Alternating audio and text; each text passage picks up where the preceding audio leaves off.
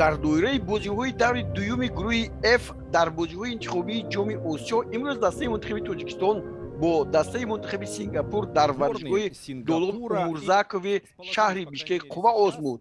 футболбозони мо дар ин бозӣ бо пироҳанҳои сафед бозӣ карданд, вале футболбозони дастаи Сингапур аз оғоз ба ҳуҷум гузаштанд ва ин ҷо Эҳсон Аҳмад қариб буд ки тӯбро ворид дарвоза кунад, аммо хато кард. Рустам Ятимов дар дигар ҳолатҳо бошад бо як душворӣ тӯбҳоро бармегардонид. Ин ҳуҷуми мо аст ва ҳоло Ҷалилов Манучер ва зарбаи хуб мезад, аммо Крис Ван Хайзен ин лаҳзаро бартараф мекунад.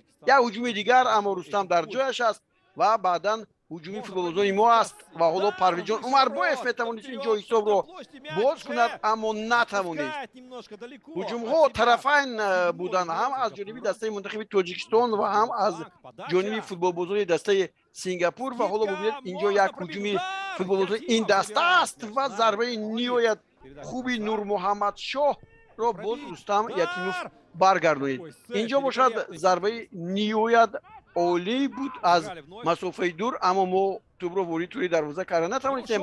ҳуҷум идома меёбад, боз имконияти дигар ва бисёр зарбаи ниҳоят зебои Манучер Ҷалилов. дарвозабон қаҳрамонӣ мекунад. Крис Ван Хайзен ва ҳисоб кушода намешавад. қисми аввали вохӯрӣ ба поён расид ва нимаи дуюм ҳам шурӯъ гардид. имрӯз Петр Шегерт дар ҳайати дастаи мо тағйирот ворид накарда буд, аммо ин ҷо як ҳунарнамоии зебои Шервонӣ мабад шуд ки голи сеюми худро дар ин бозиҳо ба дарвоза зад. бисёрам олӣ бозӣ кард ва ҳисобро 1-0 кард.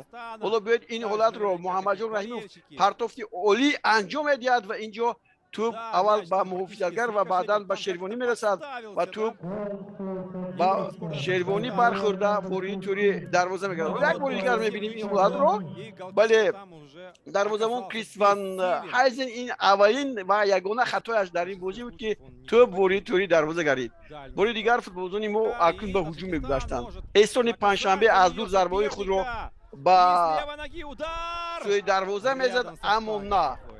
Манучер бошад маротибаи сеюм зарбаи ниҳоят сахт мезанад, аммо ин навбат ҳам хато аст. агар яке хуб бошад, аммо Эҳсони Панҷшанберо бибинед чӣ гуна гузариш анҷом медиҳад, касе ба ин зарба намезанад, аммо Манучер Сафаров зарбае мезанад ки хато аст ва дар ҳақиқат имконияти 100%-ро мо истифода набурдем.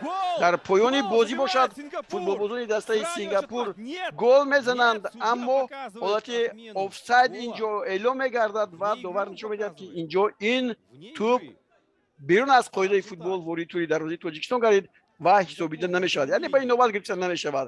ҳоло ин ҳолат бори дигар ба он нишон дода мешавад.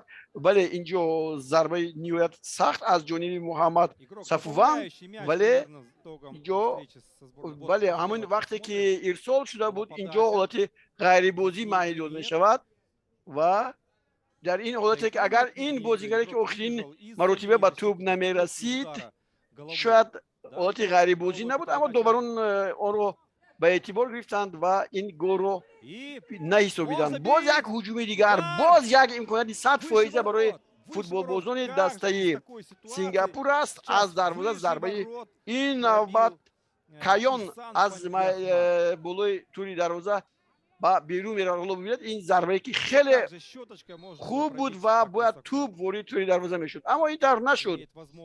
дар ин вохӯрӣ боз мо як имконияти дигари голзанӣ дорем. бибинед тӯб ба сутуни дарвоза бармехӯрад ва ин ҷо ҳам ҳолати ғайрибозӣ аст ва хуштак аллакай кашида шуда буд.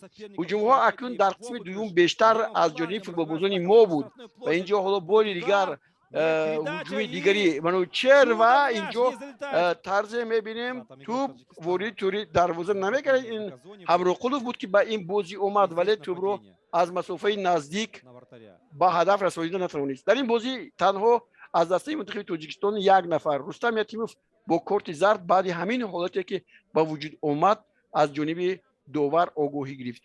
ба ҳамин тартиб дастаи мунтахаби Сингапур баъди бохташ аз дастаи мунтахаби Тоҷикистон ва ҳамчунин дар бозии аввал аз Қирғизистон бо ҳисоби 2-1 ҳуқуқи иштирок дар бозиҳои финалиро пеш аз муҳлат аз даст дод ва акнун бо дастаи Миянмар меозмояд. дастаи мунтахаби Тоҷикистон бошад бо дастаи мунтахаби Қирғизистон ки рӯзи 14 баргузор мешавад ва он бозии асосӣ ва ҳассос хоҳад буд. Таджикистан впервые в своей истории, ну, процентов на 90 уже решил